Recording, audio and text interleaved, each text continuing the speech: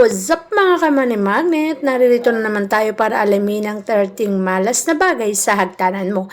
Iwasan ang hindi ito mangyari sa buhay mo. Ang una sa listahan ay hagdanan na may katapat na salamin. Ang hagdanan mo ba ay may katapat na salamin kung saan kita ang pag-akyat panaog mo sa hagdanan? Kapag nagre-reflect ang sarili mo sa pag-akyat baba sa hagdanan, ito'y magkokos ng pagkakasakit sa miyembro ng pamilya.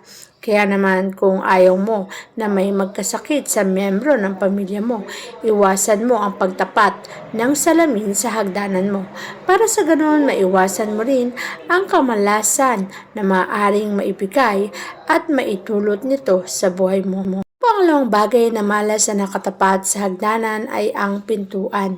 Kapag ang main door mo ay direktang nakatutok o nakatapat sa hagdanan, maaari itong tawagin na lagusan o lagus-lagusan, kung saan pagpasok ng swerte ay agaran din itong lalabas ng tahanan.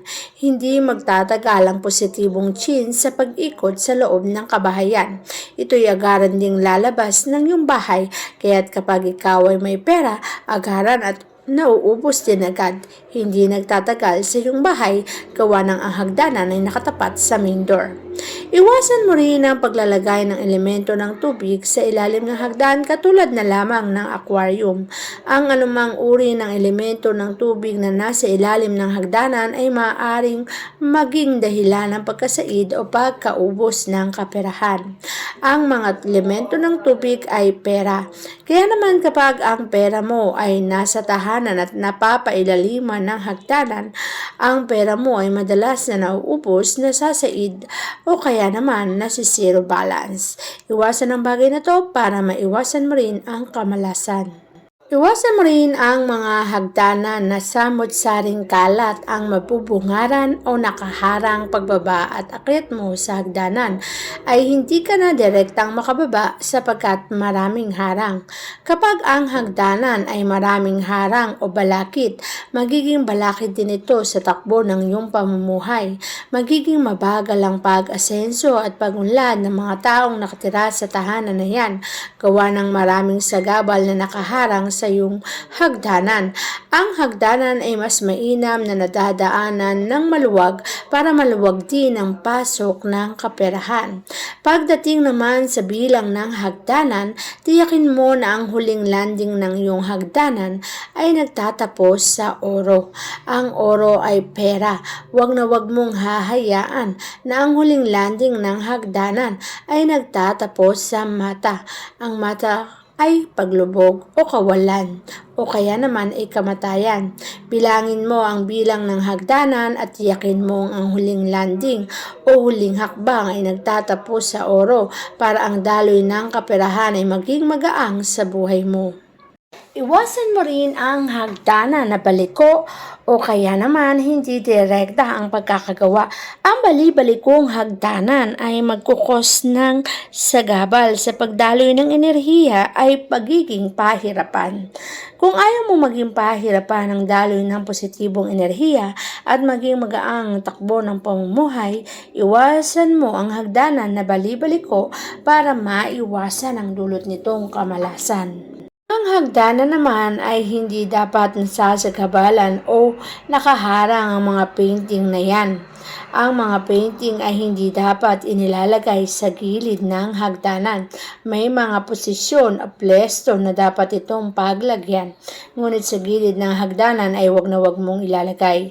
Lalo na kung ang painting na yan ay painting ng mga bundok sapagkat ito'y nag-aakit ng mga dark side o kalungkutan sa bahay.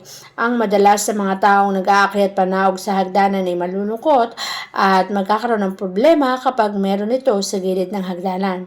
Iwasan mo rin ang kubeta o CR sa ilalim ng hagdanan. Alam kong makakatipid sa space kapag dito inilagay. Ngunit kapag ang mga kubeta na yan ay nagpa-flash, maaaring ma-flash din ito ang mga swerte na darating sa iyong buhay kung kaya't ito ay hindi magtatagal sa tahanan. At upang maiwasan ang bagay na ito, mas mainam na hindi mo na ilalagay ang mga CR sa ilalim ng hagdanan dahil ito ay nagkukos ng kamalasan Tubig din kasi ang nandiyan at ang water element ay hindi dapat inilalagay sa ilalim ng hagdanan. Iwasan mo rin ang mga hagdanan na kung saan pagbaba mo dito ay direkta kang tutumbok sa kusina mo. Ang hagdanan at kusina ay hindi dapat direktang magkatumbok para hindi masisira ang abundance na pumapasok sa tahanan mo.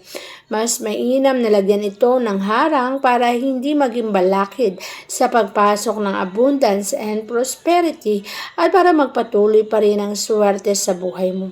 Kapag kasi ganito ang ginawa mo, magpapatuloy ang daloy ng kaswertihan at hindi ka mamumblema dito.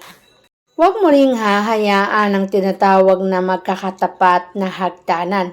Ang mga bagay na magkakatapat ay hindi dapat nangyayari sa loob ng tahanan. Sapagkat kapag ang magkatapat na bagay na yan ay iyong hinayaan, magkakaroon ng paglalaban kung saan ang kamalasan ang mangingibabaw sa loob ng tahanan. Paano kung ang kamalasan ang mangibabaw?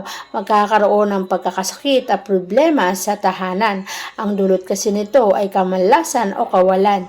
Kaya huwag mong hahayaang magkatapat ang mga hagdanan. Huwag mo ring hahayaan na ang hagdanan ay direktang nakatapat sa pintuan ng bedroom o kwarto. Hindi dapat magkaroon ng paglalaban ang hagdanan at kwarto mo. Ang kwarto kasi ay lugar ng pahingahan kung saan mas mainam na nakapagpapahinga ka ng matiwasay. Ang mga harang o balakid dito ay magkakaroon din ng balakid sa buhay mo.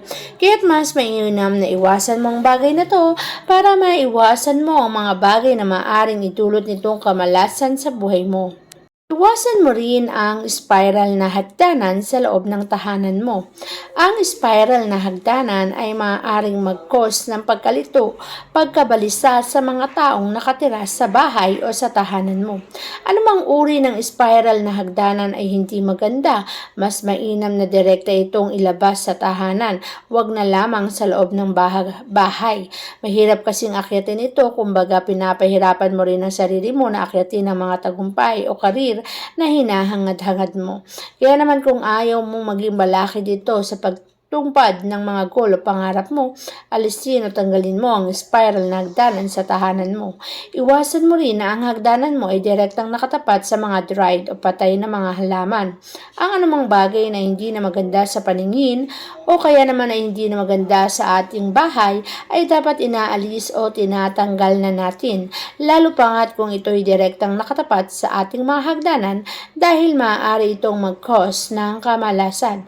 Kung ayaw mo magdulot ito ng kamalasan, mas mabuting iwasan at tanggalin na natin sa ating mga bahay.